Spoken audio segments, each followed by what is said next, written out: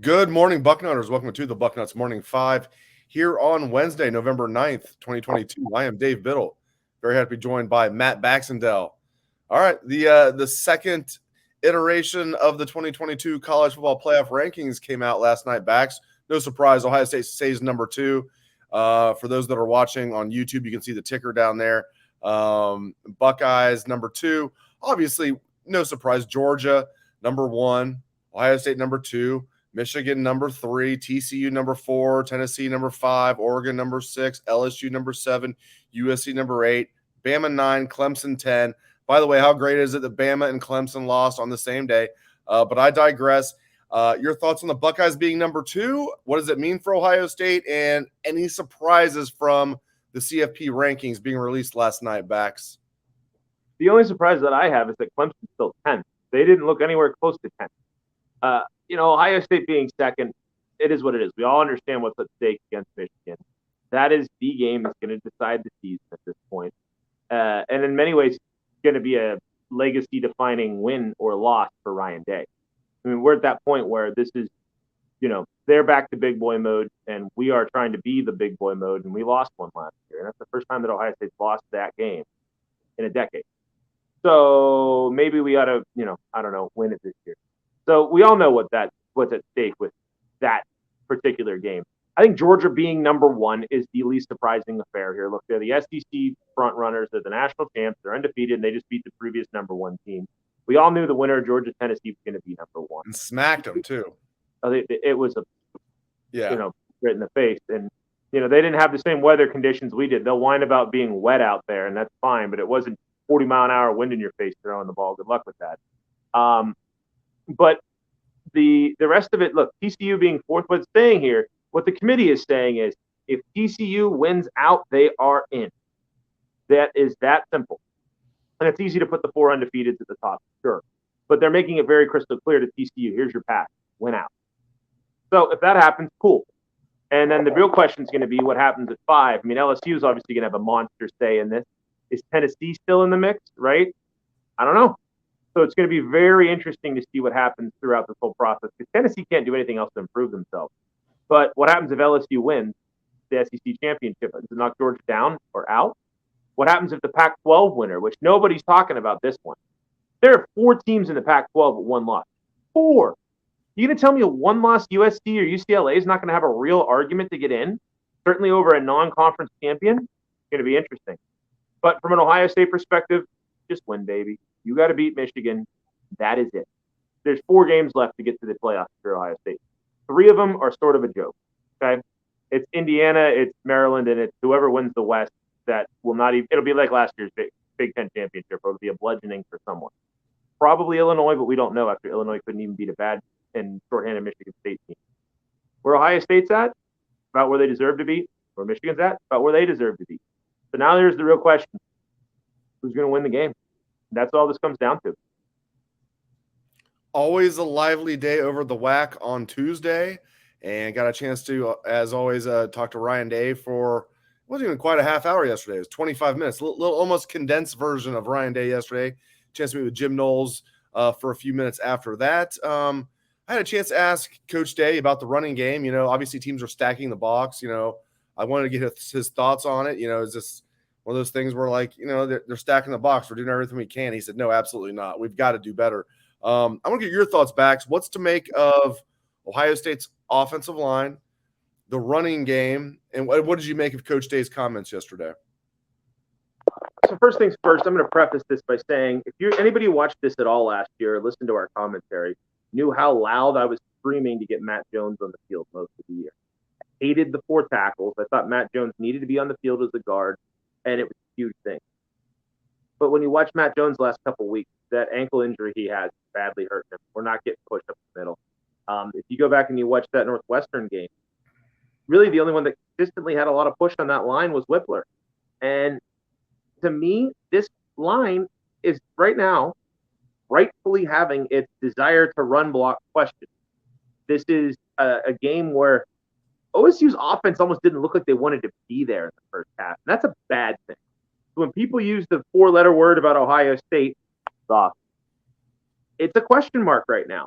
And I'm not saying that that's correct or incorrect, but I'm saying it's a fair argument right now. Ohio State right now is not as well suited as Michigan is to line up and punch the other people in the mouth.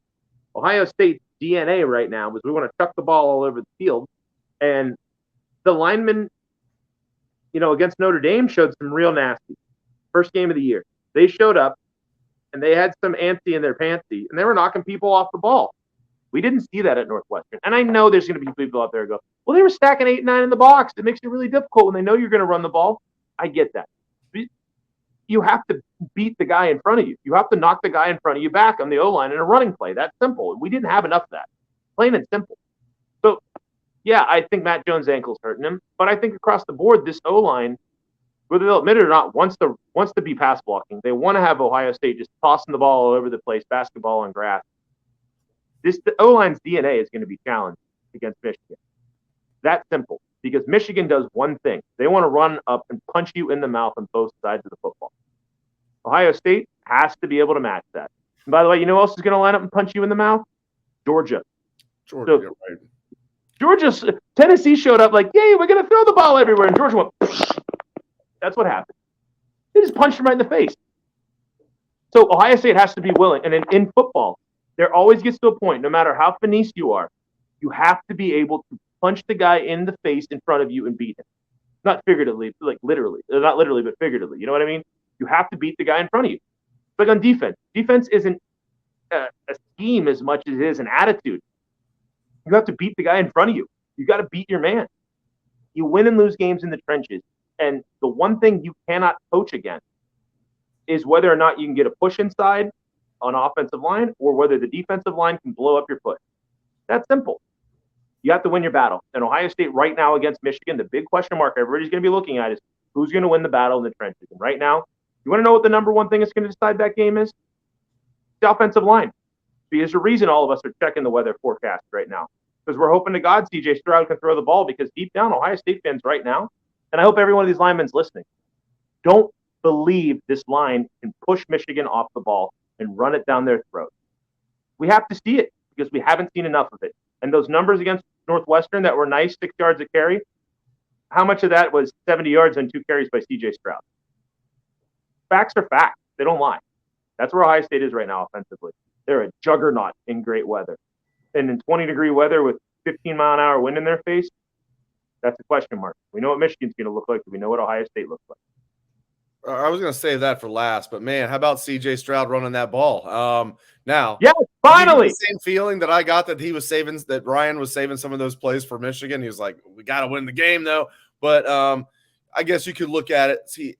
You could look at it as, well, now they have to plan for it. I would much rather, like, they think that he has no chance of running the ball, and then CJ's doing that against Michigan. But I get it. But CJ Stroud running the ball, go Backs. Finally? I mean, I'm on the opposite side of it. Sure, you can say you wanted to hold it for Michigan. He had -4 yards on the season going into the Northwestern game. It was the reality. Every time we pretended to have a read option play, you knew Stroud wouldn't keep it, right? So everybody's crashing down on the running game.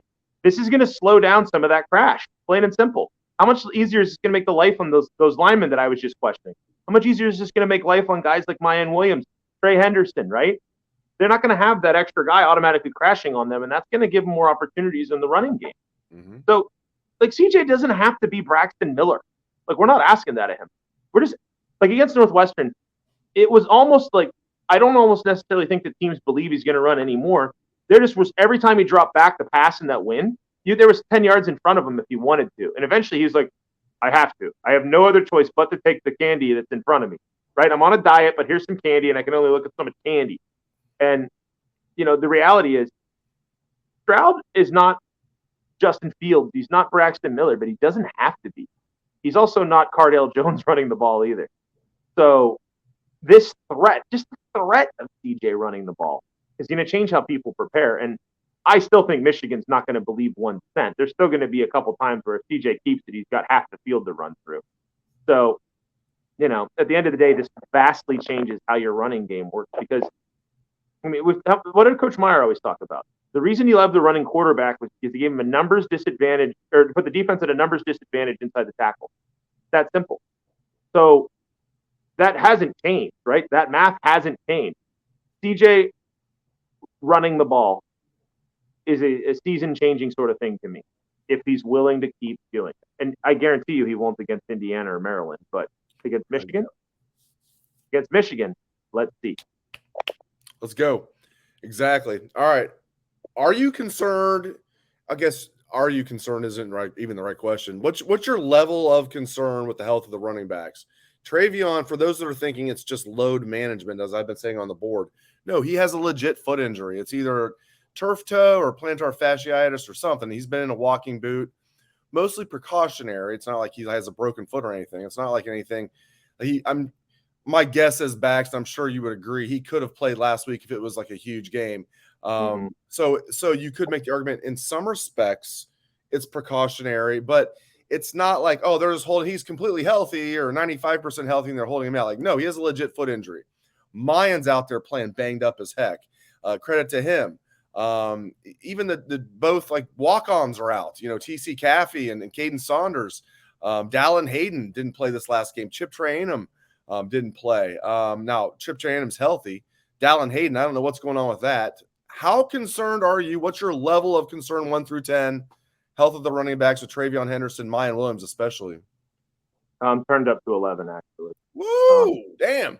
This one's turned up to 11. You know what I want to see against Indiana? I want to see Chip Trayanum get 15 carries.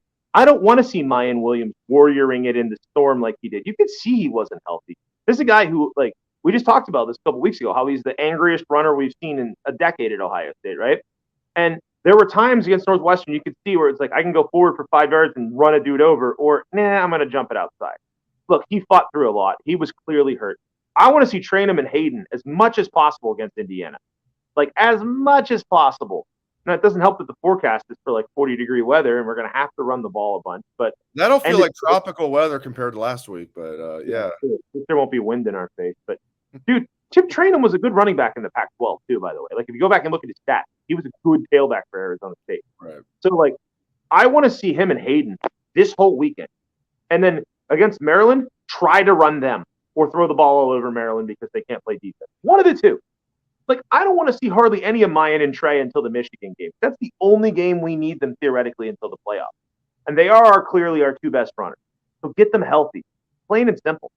Like, this is just like with Jackson Smith and Jigba, what I was saying before the Iowa game. Why the hell would we play him? They don't need him. Keep him on the shelf until you know he's good. Mm-hmm. Same for Mayan and Trey. Put him on the shelf till you know they're good. You're going to win the next 2 games. Period. Then bring them out for Michigan when we really need. All right, D-line rotation. Let's talk about it. They've got 10 legit D linemen. I get it. But, how does, like, the back 7 philosophy not mesh with the, like, and they say it does mesh. We play our best players in the back 7, that's why they play so many snaps. But in front 4, we got to like rotate like a bunch of guys, get everybody in there. It's like, listen, and I'm okay with like rotating a little bit, but I want the best guys playing against Michigan, like as many snaps as possible.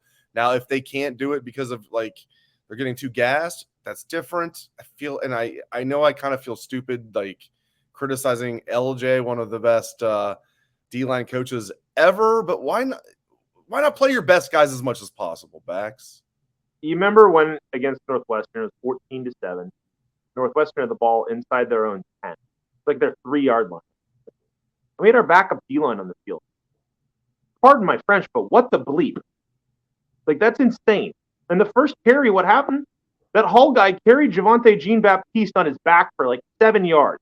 Like, it was literally like a piggyback run. I'm sorry, if that's JTT or Harrison, that guy's down on the 1-yard line. And then, like, you could see on the course, I wrote about this in the bucket. This vividly stands out because you watch that drive go, and we left the backups in for a couple more plays and didn't go well. Right, and they were running right at Jean-Baptiste, who's not big enough to hold that point. The boarding house had a really good point on him. He is in many ways like Baron Browning, where you need to put him in an outside linebacker, run downhill at the QB kind of role. He's not a hold your spot against the run D end in my mind at all. And the reality is, if you have a first string line that's damaging and as effective as OSU's first string line was, why the hell are they not on the field more? I mean, look, we've all questioned Zach Harrison numerous times in the last couple of years, but right now he's playing the best football of his career. JTT just had the best defensive game that I've ever seen from an Ohio State player in the last 20 years. I mean, maybe Spielman in the 80s with one of those 38 tackle games was better, but that JTT game at Penn State's an all-timer. Why are they not in the field in key plays? Like, I literally put in the bucket my live thing. I literally said, oh my God, if we don't score on this drive, this backup D-line thing might cost us. Play your best guys. You have to play your best guys against Michigan. We have to have JTT and Harrison on the field the whole time. I never thought I'd be this like banging the table to see more of Zach Harrison, but that's where we're at right now. He's playing that well. Like, call a spade, right? Like, I don't lie about what I see, ever. Harrison at times looked like Tarzan and played like Jane. Not anymore. He's playing like Tarzan, and he deserves all the credit in the world. He's this giant wingspan dude coming down on you like a house of fire. Keep him on the field. JTT, keep him on the field. And maybe this is loading in. Maybe LJ's looking at us and thinking, guys, what the hell? You know I'm going to do this against Michigan. Got to get them all there healthy. I don't want to turn an ankle against Northwestern on a crappy field. Maybe. But when we get to the game, I want the guys who are playing the best on the field the whole freaking time, because they'll punch Michigan back. Our D-line right now, when I was talking about that toughness earlier, concerned about in the trenches, I don't have to worry about our D-line right now. I don't. They've shown up, man. But we got to have the best group out there as much as possible. This rotation thing, let them keep their gas until the game, and then they need to go. Put the best guys on. Whoever's playing the best, get them on the field, keep them on the field, period. Speaking of the game, let's close the show talking about the game. 18 days and counting. You're going to be proud of our young people in the classroom, in the community, and most especially in 18 days on the football field in Columbus, Ohio.